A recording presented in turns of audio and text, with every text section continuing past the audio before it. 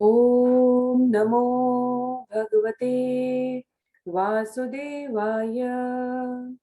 ओम नमो भगवते वासुदेवाय। ओम नमो भगवते वासुदेवाय। नारायणं नमस्कृत्य नरं चैव नरोत्तमं देवीं सरस्वतीं व्यासं ततो जयम् उदीरयेत्।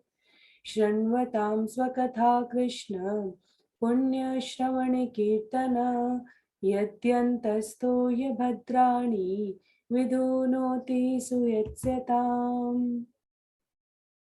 नष्टप्रायेषु भद्रेषु नित्यं भागवत सेवया भगवत्युत्तमश्लोके भक्तिर्भवति नैष्ठिकी। ॐ अज्ञानतिमिरान्धस्य ज्ञानाञ्जनशलाकया चक्षु उन्मीलितं येन तस्मै श्रीगुरुवे नमः। मूकं करोति वाचालं पङ्गुं लङ्घयते गिरिं यत्कृपातमहं वन्दे परमानन्दमाधवं। वाञ्छाकल्पतरुभ्यश्च कृपा सिन्धुभ्य एव च पतितानां पावनेभ्यो वैष्णवेभ्यो नमो नमः। जय श्री कृष्ण चैतन्य प्रभु नित्यानंद श्री अद्वैत गदाधर श्रीवासादि गौर भक्तवृंद। हरे कृष्ण कृष्ण कृष्ण हरे हरे, हरे राम राम राम हरे हरे। हरे कृष्ण कृष्ण कृष्ण हरे हरे, हरे राम राम राम हरे हरे। हरे कृष्ण कृष्ण कृष्ण हरे हरे, हरे राम राम राम हरे हरे।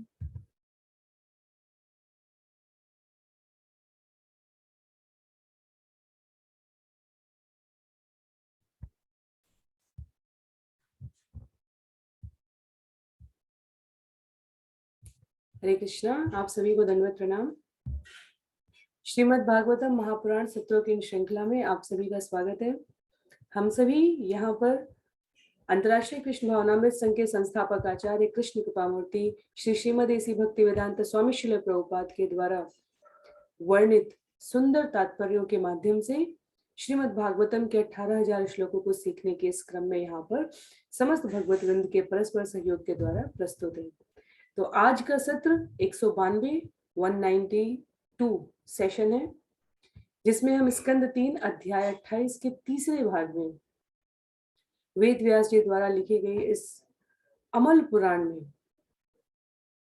विशेष रूप से स्कंद 3 मैत्रेय विदुर के संवाद से आरंभ होता हुआ माता देवहूति और भगवान कपिल के संवाद पर पहुंच चुका है, जहां माता देवहूति ने प्राणी मात्र के कल्याण की भावना से आत्मिक विकास के लिए आत्माराम की स्थिति को प्राप्त करने के लिए भगवान के रूप में जो स्वयं उनके पुत्र कपिल माता देवहूति के गर्भ से उत्पन्न हुए आशीर्वाद स्वरूप, क्योंकि उन्होंने मनु और शत्रुपा के जीवन के विकास के इस क्रम में सहयोग करते हुए स्वयं को उद्यत करने के लिए प्रस्तुत किया है। तो भगवान कपिल, जो कि सांख्य शास्त्र के प्रणेता कहे जाते हैं, माता देवहूति के प्रश्नों के माध्यम से प्राणी मात्र को प्रकृति और भगवान की सृष्टि को, स्वयं भगवान को विश्लेषणात्मक अध्ययन से किस प्रकार समझे, उसके बारे में ज्ञान प्रस्तुत कर रहे हैं।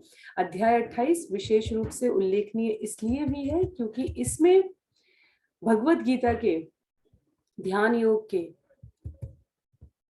जो सूत्र वहां पर 1-2 श्लोक में कहे गए थे, उसके लिए यहाँ पर पूरा अध्याय समर्पित है।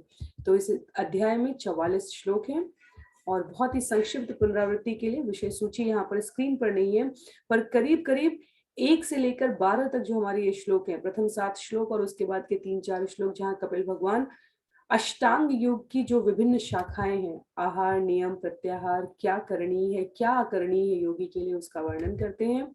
श्लोक संख्या 13 से करीब करीब 18 तक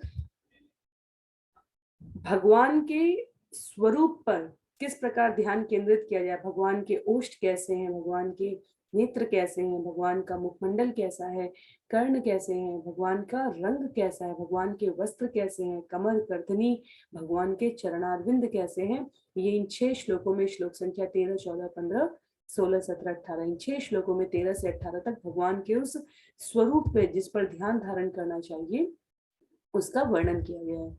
श्लोक संख्या 19 से लेकर 33 तक ध्यान की जो विभिन्न शाखाएं उनका विस्तार है। 34 से लेकर 38 तक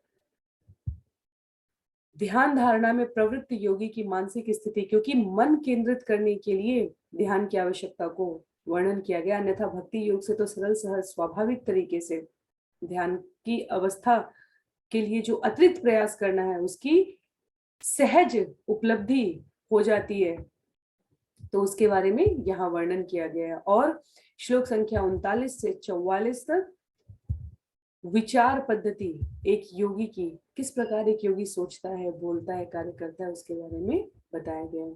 तो मेरा अनुरोध रहेगा आप सभी से, जिनके पास पुस्तकें हैं कृपया पुस्तकों का अवश्य प्रयोग करें। हम सभी स्कंद 3 अध्याय 28 श्लोक संख्या 16 से आज का आरंभ करने जा रहे हैं सत्र।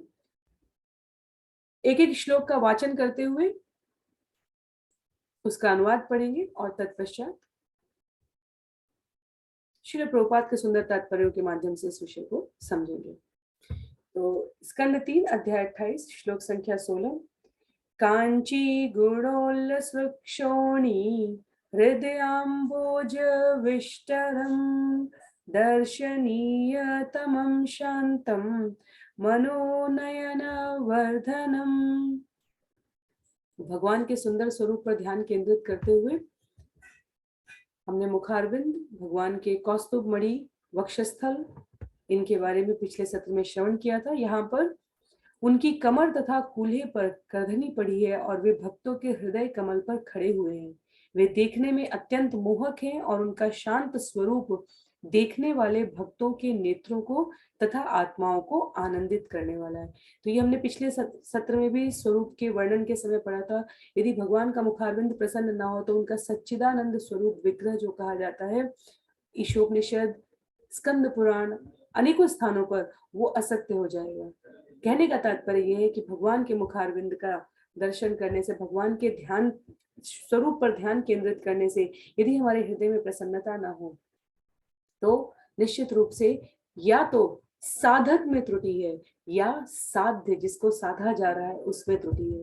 तो दोनों ही बातें संभव नहीं है, क्योंकि भगवान पूर्ण सच्चिदानंद है और भगवान के भक्त भगवान के हृदय में वास करते हैं। तो भगवान का शांत स्वरूप देखने वाले भक्तों के नेत्रों को तथा आत्माओं को आनंदित करने वाला होता है। भगवान के स्वरूप की ये विशेषता है, आनंदित करता है। क्यों? क्योंकि भगवान के सुंदर दर्शन में भौतिक जगत की समस्त कल्मशता नष्ट हो जाती है। जो उत्कट अनुभव भगवान के विग्रह को, इस भौतिक जगत में भी जब हम मंदिर में जाते हैं भगवान के सुंदर विग्रह को, श्रील प्रभुपाद ने इतने सुंदर विग्रह दिए हैं। समस्त केंद्रों पर इस्कॉन के जो विग्रह हैं, एक से एक सुंदर विग्रह हैं। उनके दर्शन करने मात्र से सर्वोच्च पूर्णता प्राप्त होती है। भगवान के समक्ष अपनी इच्छाएं प्रस्तुत न भी की जाए तो भी वो तुष्ट हो जाती है, पूर्ण हो जाती है। तो योगी को अर्ध निमीलित नेत्रों से नासिका के अग्रभाग पर किसी शून्य निराकार की ध्यान धारणा करने की संस्तुति नहीं की गई है शास्त्रों में, भगवान के इस सुंदर रूप की संस्तुति की गई है। अंतिम 2 श्लोक हैं भगवान के स्वरूप वर्णन की विषय सूची में 13 से 18 तक। तो 17 और 18 हम यहाँ पर श्रवण करेंगे, ये देखने के लिए कि आगे भगवान कपिल किस श्लोक में किस रूप को ध्यान करने की संस्तुति कर रहे हैं।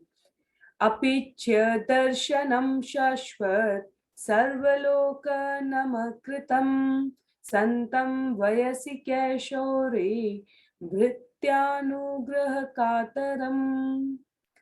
भगवान शाश्वत रूप से अत्यंत सुंदर हैं और प्रत्येक लोक के समस्त वासियों द्वारा पूजित हैं। वे चिर युवा रहते हैं और अपने भक्तों को आशीष देने के लिए उत्सुक रहते हैं। सर्वलोक नमस्कृतम, समस्त लोगों के द्वारा। इस धराधाम पर ऐसा कोई व्यक्ति नहीं हुआ है जिसका कोई ना कोई शत्रु ना हो। ऐसा कोई व्यक्ति नहीं हुआ है जिसका कोई ना कोई मित्र ना हुआ है।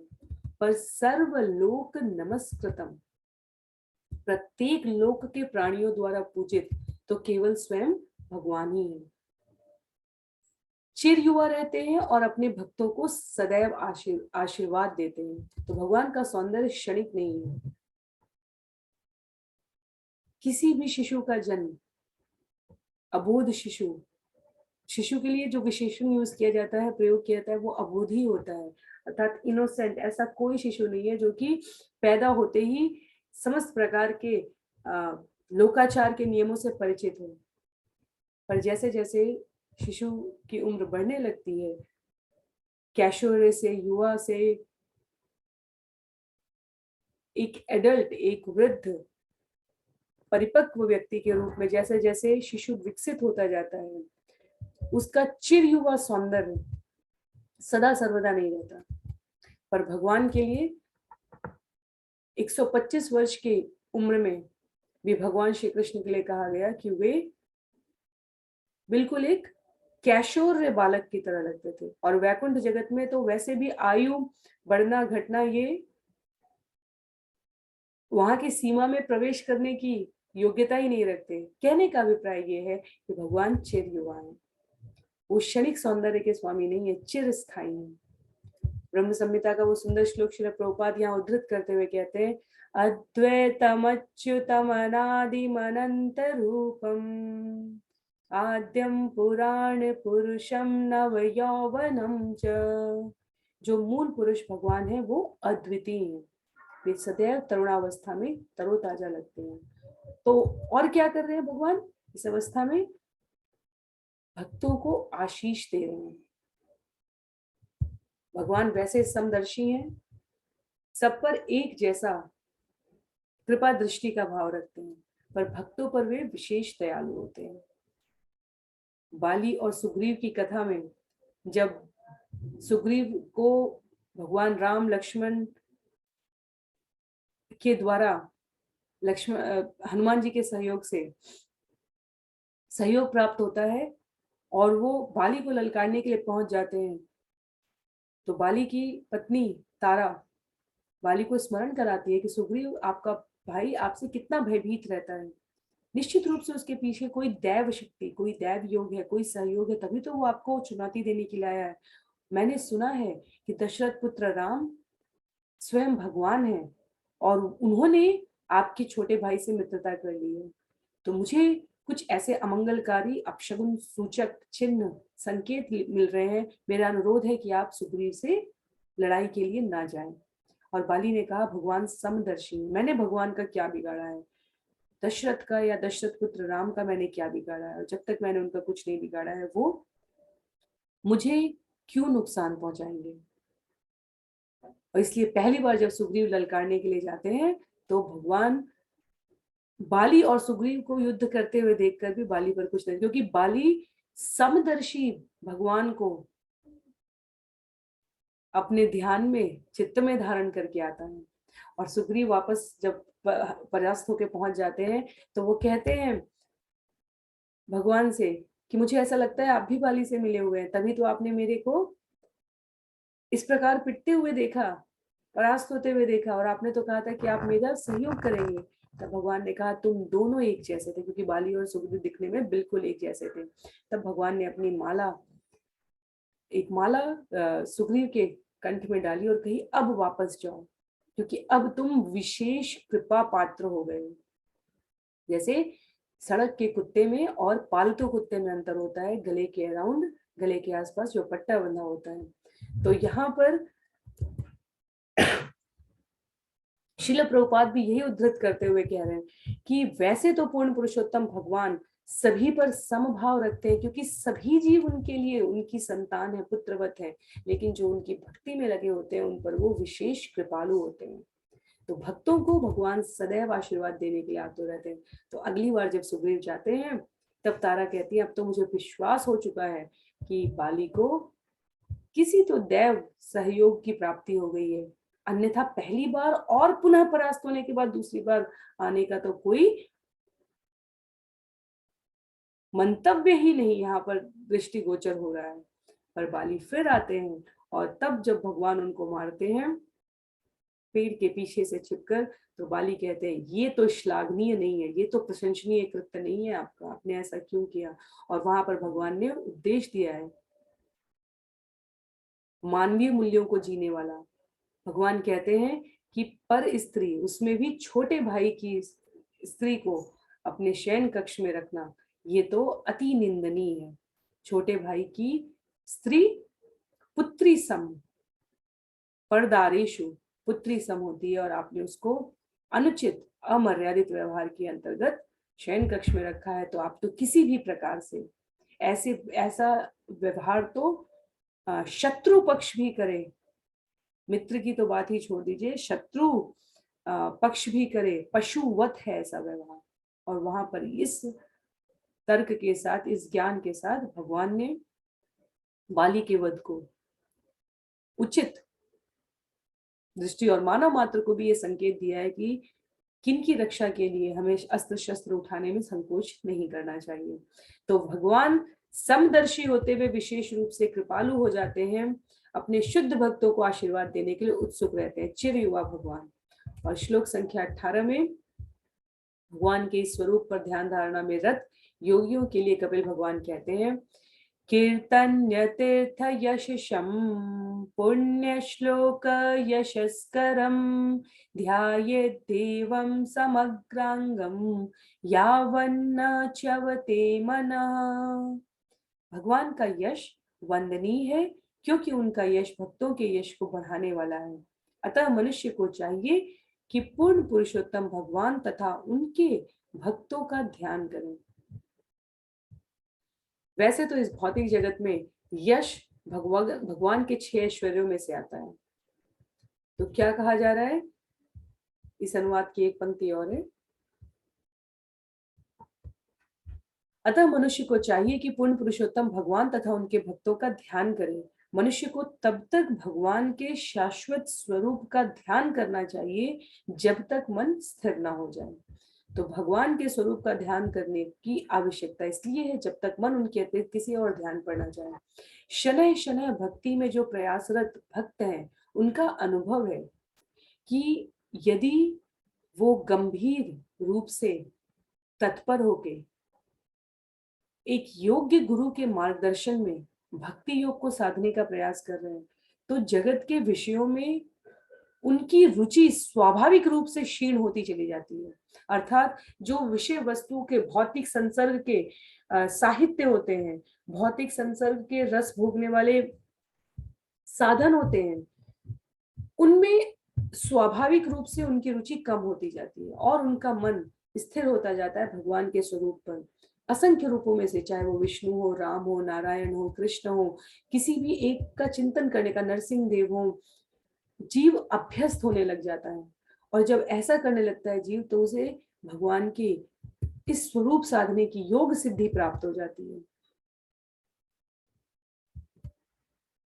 ब्रह्म संहिता में स्वयं ब्रह्मा जी कहते हैं कि जो व्यक्ति अपने हृदय में भगवान के प्रति शुद्ध प्रेम उत्पन्न कर चुका हो, जिसके नेत्र में दिव्य दर्शन का अंजन लग चुका हो, काजल लग चुकी हो, जिसके जिह्वा भगवान का नाम लेने की अभ्यस्त हो चुकी हो, वो योग में सिद्ध व्यक्ति कहा जाता है। तो जिस प्रकार भूखे का पेट भर रहा है कि नहीं, ये वही व्यक्ति सर्वश्रेष्ठ तरीके से जानता है जो भूखा है और भोजन ग्रहण कर रहा है। उसी प्रकार हम भक्ति में प्रगति कर रहे हैं या नहीं, ये हमसे बड़ा दृष्टा, हमसे बड़ा इसका साक्षी, स्वयं से बड़ा साक्षी और कोई नहीं होता। तत्पश्चात अंतिम पंक्ति में कहा गया, तब तक भगवान के शाश्वत रूप का ध्यान करना चाहिए जब तक कि मन इसके लिए स्थिर ना हो जाए। तो श्रील प्रभुपाद ने यहाँ पर विधि बताई है कि मन को भगवान के स्वरूप पर साधने के लिए मंदिर में भगवान की पूजा से ये क्रम आरंभ होता है और 8 प्रकार के भगवान के स्वरूप की शास्त्रों में संस्तुति की गई है।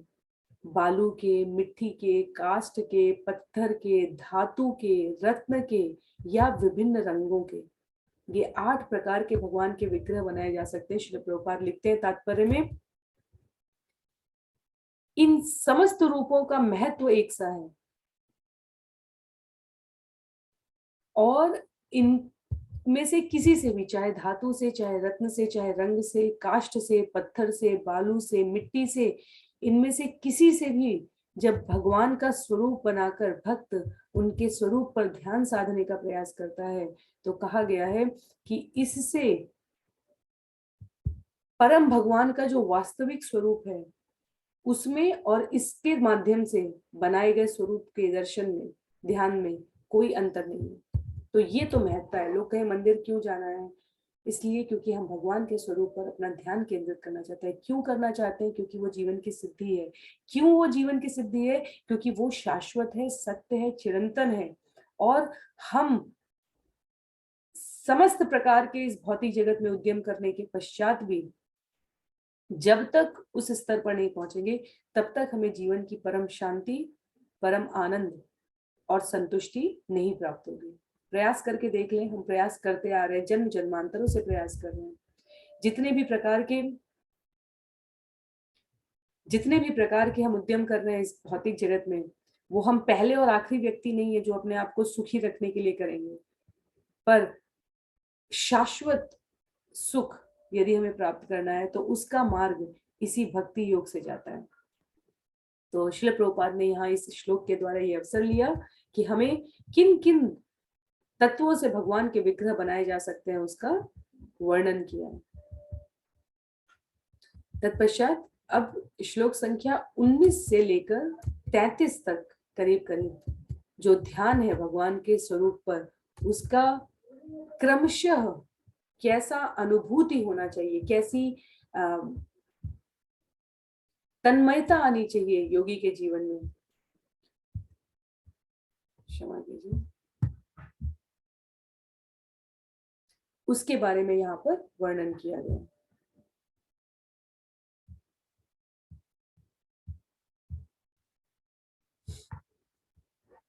श्लोक संख्या 19 में, स्थितं व्रजन्तमासीनं शयानं वा गुहाशयं प्रेक्षणीये हितं ध्यायेत् शुद्ध भावेन चेतसा। तो एक बार पुनः पढ़ेंगे, स्थितं व्रजन्तमासीनं शयानं वा गुहाशयं प्रेक्षणीये हितं ध्यायेत् शुद्ध भावेन चेतसा।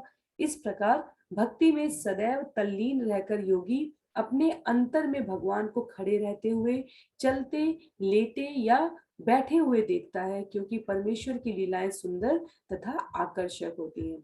गोपियां हमारी योग सिद्धि की परम अवस्था में प्राप्त भक्त आती की श्रेणी में आती है। नारद पंचरात्र में स्वयं नारद मुनि कहते हैं, परम वैष्णवी कौन है? स्वयं गोपियां। क्यों? क्योंकि चलते, उठते, बैठते भगवान के स्वरूप के ध्यान करने की क्रिया योगियों ने, गोपियों ने अपने जीवन में पूरी तरह साध ली थी। कलयुग में नाम चिंतन के द्वारा ही ये संभव है। जब भगवान का नाम चिंतन करने लगे तो अनेकों प्रकार की उद्विग्नताएं, जो मन को विचलित करने वाली अवस्थाएं होती हैं, वो सब शांत हो जाती है। उसमें, उस गतिरोध में, उस अवरोध में एक प्रकार का विराम लग जाता है। और ये भक्तों के स्वयं के अनुभव की बात है। श्रील प्रभुपाद भूत प्रेत पिशाच किसी भी प्रकार की बाधा तक को हरिनाम से, के गतिरोध से अपने जीवन में परास्त कर चुके हैं। और इससे बड़ा परिचय क्या होगा कि हम अपने प्रिय, जिनके साथ हम अपना प्रतिदिन का जीवन यापन करने के लिए तत्पर है, अपना पूरा जीवन जिनको समर्पित कर देते हैं, अपना समय, अपनी ऊर्जा, अपना धन, नाना प्रकार के साधन, उनसे एक बार भगवान का नाम, कितना भी जीवन में प्रेम हो किसी संबंध में, पर यदि भगवान का नाम लेने की प्रवृत्ति की बात की जाए तो हमें एक अतिरिक्त प्रयास करना पड़ता है। चाहे पिता का पुत्र से हो कि भगवान का नाम लो, भगवान को प्रणाम करो, चाहे पति का पत्नी से हो, पत्नी का पति से हो, 10 में से 8 प्रश्न केवल इस विषय पर होते हैं कि परिवार के साथ भक्ति कैसे करें। सब तो ठीक है, सब समझते हैं, हमें जाने देते हैं कथा में। चाहे बच्चे कहें ये बात, चाहे माता-पिता कहें ये बात, चाहे पति-पत्नी कहें ये बात, लेकिन प्रश्न मूलतः यही होते हैं कि हमें तो भक्ति करने देते हैं, पर हम चाहते हैं कि वो भी भक्ति करें, इसके लिए उनको कैसे मनाएँ? तो 10 में से 8 प्रश्न और 10 में से 8 परिवार ऐसे हैं जो अपने परिवार को भक्ति में लगाना चाहते हैं, पर उन्हें पता नहीं है कि ऐसा ना हो कि वो बुरा मान जाएँ। कैसे भक्ति का महत्व समझाया जाए? हम सब इस कठिनाई को जानते हैं, परिचित हैं इससे। और श्रील प्रभुपाद हरि नाम जाप के बल पर एक विदेश भूमि पर, जहां तुलसी क्या है, गंगा क्या है, गायत्री क्या है, गीता क्या है, गाय क्या है, भगवान क्या है, इसका शब्द और अर्थ भी नहीं पता है लोगों को, जहां मांस, मदिरा, अवैध यौन संबंध, जुआ, अनेकों प्रकार के व्यसन जीवन के केंद्र में थे, वहां उनसे संस्कृत के श्लोकों का वाचन, पुजारी सेवा करवाना, श्रीमद् भगवत गीता भागवतम समझाना, और आज परिणाम स्वरूप हम सभी देखें कि अंतर्राष्ट्रीय कृष्ण भावनामृत संघ में प्रशिक्षित कोई भी व्यक्ति एक स्वर में उसका अनुपालन कर रहा है। ये श्रील प्रभुपाद का कहना है कि हरि नाम के शुद्ध जाप से, चिंतन से संभव हुआ है। कहने का अभिप्राय ये है कि जब भगवान की दिव्य लीलाओं को शब्द उच्चारण के द्वारा, हरि नाम के जप के द्वारा, लीलाओं के श्रवण के द्वारा जीव चिंतन स्वरूप में धारण कर लेता है, तो जो भी उसको सुनता है उसके ऊपर इसका प्रभाव दृष्टिगोचर होता ही होता है। क्यों? क्योंकि ये सत्य है, ये शाश्वत है, ये सनातन है। तो श्रील प्रभुपाद लिखते हैं इस श्लोक के तात्पर्य में कि भगवान चैतन्य ने संस्तुति की है कि कलयुग में मनुष्य को सदैव भगवत गीता का कीर्तन और श्रवण करना चाहिए। महात्माओं को भी चाहिए कि वे भगवान की महिमा के कीर्तन में लगे रहें, ताकि अन्य लोग उनसे सुनकर वैसा ही लाभ उठा सके। श्री प्रभुपाद ने कहा वो अपना जीवन यापन वृंदावन में आराम से कर सकते थे। हमने श्री प्रभुपाद लीलामृत में श्रवण किया है, यमुना के तट पे मंदिर में उनको ऊपर कक्ष मिला था, राधा दामोदर मंदिर में मिला था, आराम से वो अपना जीवन यापन कर सकते थे, पर वो वृंदावन के शांत परिवेश से, भक्ति के लिए पूर्णतया अनुकूल परिवेश से निकल कर 70 वर्ष की उम्र में बिल्कुल भिन्न जलवायु के भिन्न प्रदेश में पहुंचे। क्यों? क्योंकि अन्य लोग इसका लाभ उठा सके। जो चैतन्य महाप्रभु की शिक्षा है उसको श्रील प्रभुपाद ने अपने गुरु के मार्गदर्शन में साध कर दिखाया जीवन में। तो स्वयं क्यों करना है? कई बार लोग कहें भक्ति आपको करनी है तो आप करिए, दूसरे को बताने की आवश्यकता नहीं है। आवश्यकता है, हर किसी को इस रोग से, भौतिक गुणों के संसर्ग के रोग से उपचार की आवश्यकता है, और उसके लिए हमारा स्वयं का पक्ष मजबूत होना चाहिए, हमारी स्वयं भगवान नाम में रुचि होनी चाहिए, हमें स्वयं प्रयास पूर्वक भगवान की कथा का श्रवण करना चाहिए, इस विश्वास के साथ करना चाहिए। जैसे दवाई लेते समय हम विश्वास करते हैं, इस विश्वास के साथ करना चाहिए कि मन से या बेमन से श्रवण कर लेते हैं, जैसे ही वो कर्ण रंध्रों से हमारे हृदय में प्रवेश करेंगे, निश्चित रूप से हमें उसका परिणाम प्राप्त होगा। तो जब जीव इस प्रकार उद्यत होता है तो भगवान विशेष रूप से कृपालु होते हैं। तत्पश्चात श्लोक संख्या 20 में तस्मिन् लब्ध पदम चित्तम सर्वावयव संस्थितम विलक्ष्य कत्र संयुज्यात अंगे भगवतो मुनि। भगवान के नित्य रूप में अपना मन स्थिर करते समय योगी को चाहिए कि वह भगवान के समस्त अंगों पर एक ही साथ विचार ना करके भगवान के एक एक अंग पर मन को स्थिर करे। तो ये चर्चा हमने पहले भी की थी। भगवान के मुखमंडल, पूरे स्वरूप का ध्यान एक बार में नहीं किया जाता है। भगवान के मंदिर से लेकर ध्यान धारणा करने तक में जो समाधि का स्तर होता है, जो चिंतन करने का स्तर होता है, वो भगवान के पैरों के नाखूनों से आरंभ होता है।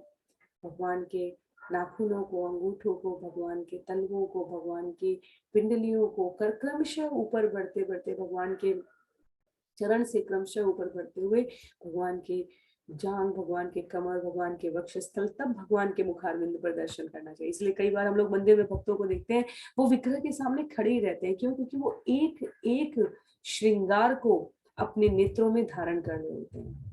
तो मुनि शब्द यहाँ पर जो कहा गया है, निरंतर चिंतन करने वाले, जो अनुभव करते हैं, जो निश्चय पूर्वक भगवान के स्वरूप पे ध्यान रखते हैं, जो भगवान की वास्तविक सेवा करने के लिए तत्पर रहते हैं। आगे के श्लोकों में इसमें बताया जाएगा। श्रील प्रभुपाद यहाँ लिखते हैं कि पहले भगवान के चरण कमल का ध्यान करें, फिर टखने का, फिर जंघे का, फिर कमर, तब छाती, तत्पश्चात गर्दन, मुख इत्यादि का।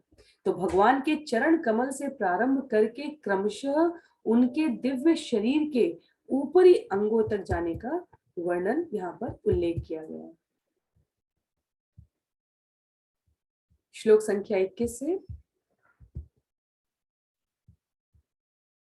इस वर्णन को, श्रृंगार को बताते हुए कहा गया है।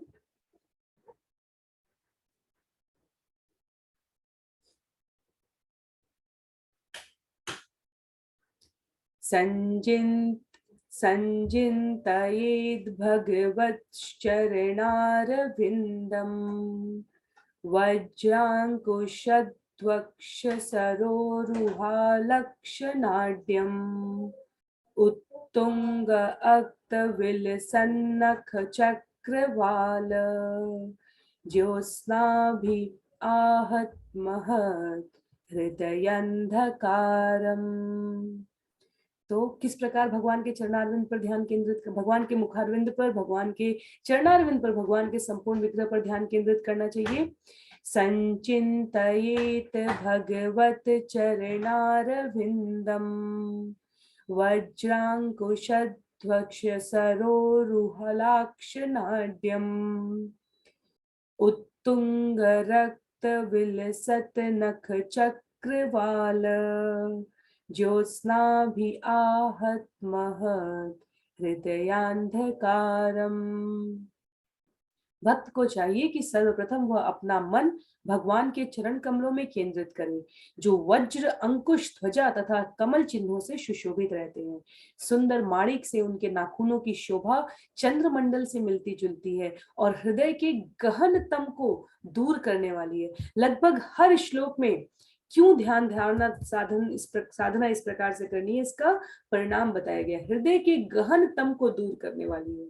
क्यों? क्योंकि भगवान के शाश्वत रूप का सुस्पष्ट वर्णन करते हुए कहा गया है, चरण तल में जहां वज्र, पताका, कमल तथा अंकुश की आकृतियां हैं, स्पष्ट रेखाओं से युक्त अंकित चिन्ह है, जहां पैर के नाखूनों की कांति चंद्रमा के प्रकाश से,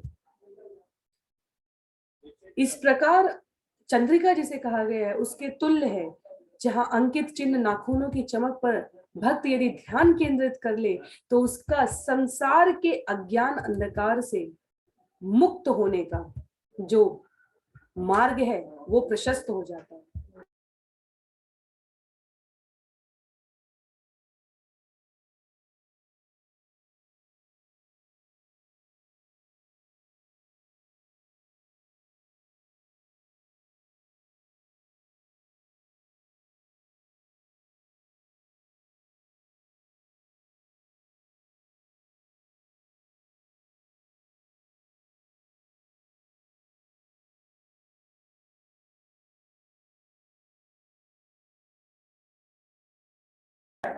क्षमा कीजिएगा।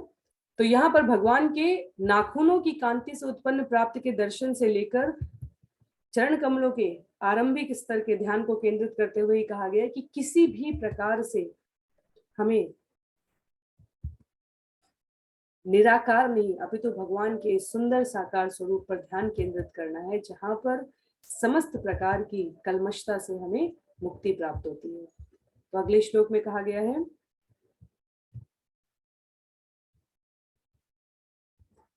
यक्षौत निश्रित सरित प्रवरोदकेन तीर्थेन मूर्ध्यनधिकृतेन शिव शिवोऽभूत् ध्याय ध्यातुर्मन शमल शैल निसृष्ट वज्रम् ध्याये चिरं भगवत चरणारविन्दम् पूज्य शिव जी भगवान के चरण कमलों के प्रक्षालित जल से उत्पन्न गंगा नदी के पवित्र जल को अपने सिर पर धारण करके और भी पूज्य हो जाते हैं। भगवान के चरण उस वज्र के तुल्य है जो ध्यान करने वाले भक्त के मन में संचित पाप के पहाड़ को ध्वस्त करने के लिए चलाया जाता है। अतः मनुष्य को दीर्घ काल तक भगवान के चरण कमलों का ध्यान करना चाहिए। सबसे ज्यादा जिसका वर्णन किया गया शरीर के अंगों में चरण कमलों का ध्यान करने के लिए। और क्यों कहा गया है? यहाँ लिखा है ध्यान करने वाले भक्त के मन में संचित पाप के पहाड़ को ध्वस्त करने के लिए क्या किया जाता है? उस वज्र के तुल्य है भगवान के चरण, जिसको चलाने से ये जो पाप का पहाड़ है वो भी नष्ट हो जाता है।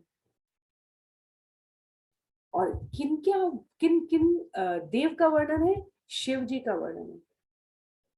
जब भी निर्विशेषवादी का लोग बात करते हैं, श्रील प्रभुपाद लिखते हैं यहाँ पर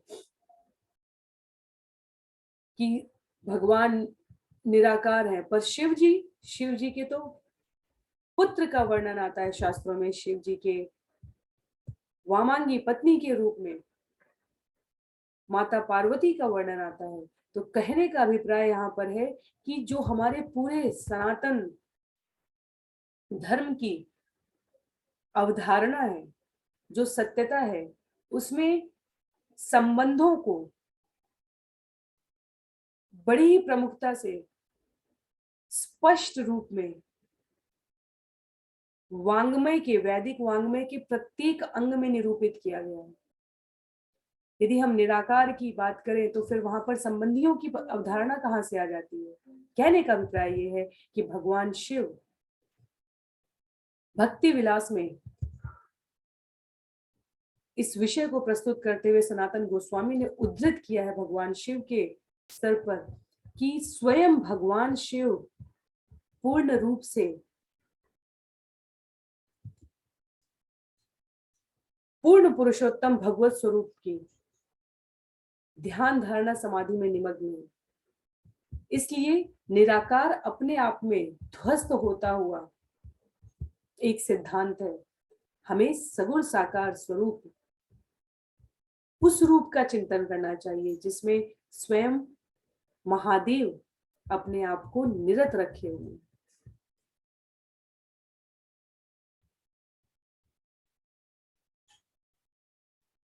तत्पश्चात श्लोक संख्या 23 में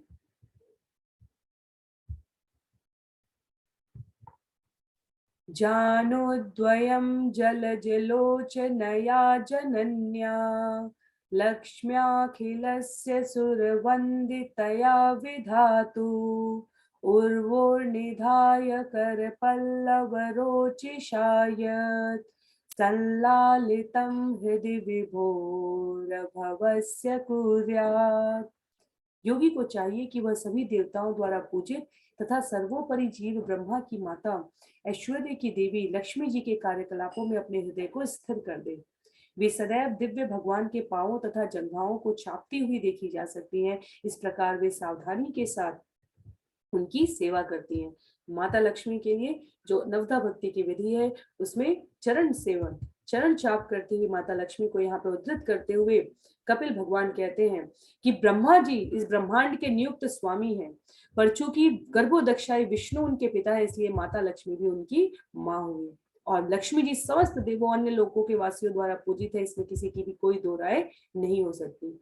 ऐश्वर्य की देवी से वर प्राप्त करने के लिए मनुष्य भी उत्सुक रहते हैं। तो उन माता लक्ष्मी के लिए कहा जा रहा है कि जिनकी समस्त प्राणियों द्वारा उपासना की जाती है और भगवान के चरण चाप में अपने आप को निमग्न रखती है। तो कहने का अभिप्राय ये कि भगवान का शरीर कोई भौतिक शरीर नहीं है। योगी जन ध्यान कर सकते हैं कि भगवान के चरण चाप में सेवारत है माता लक्ष्मी और ऐसे सुंदर भगवान के श्री विग्रह पर अपना ध्यान केंद्रित करना चाहिए।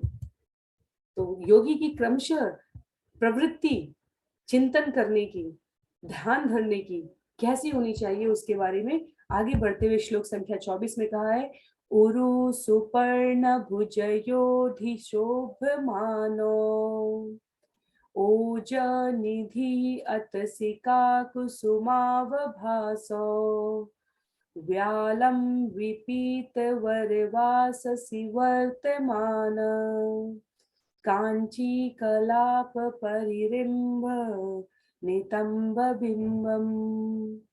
फिर ध्यान में योगी को अपना मन भगवान की जांघों पर स्थित करना चाहिए, जो समस्त शक्ति की आधार है।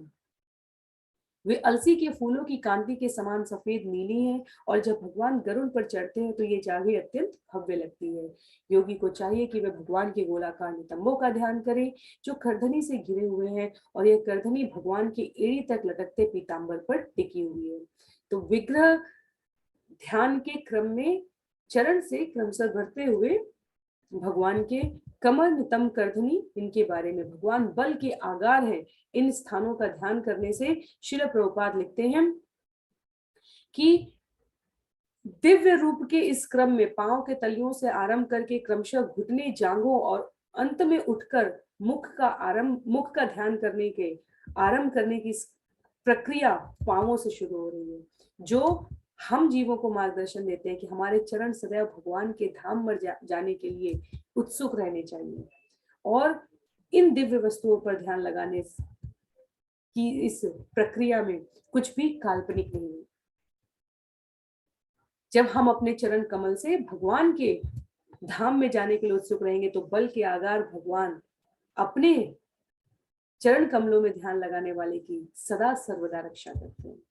तो आज के लिए अंतिम श्लोक है, श्लोक संख्या 25।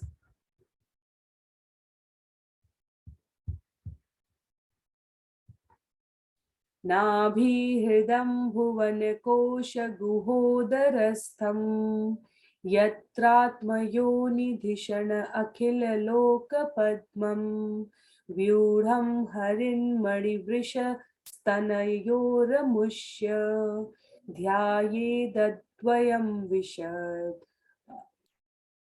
हारमयूख गौरम।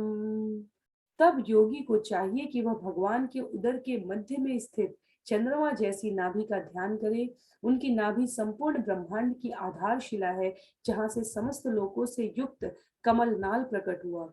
यह कमल आदि जीव ब्रह्मा का वास स्थान है। इसी तरह योगी को अपना मन भगवान के स्तनाग्रों पर केंद्रित करना चाहिए, जो श्रेष्ठ मरकत मणि की जोड़ी के सदृश है, और जो उनके वक्षस्थल को अलंकृत करने वाली मोती माला की दुग्ध धवल किरणों के कारण श्वेत प्रतीत होती है।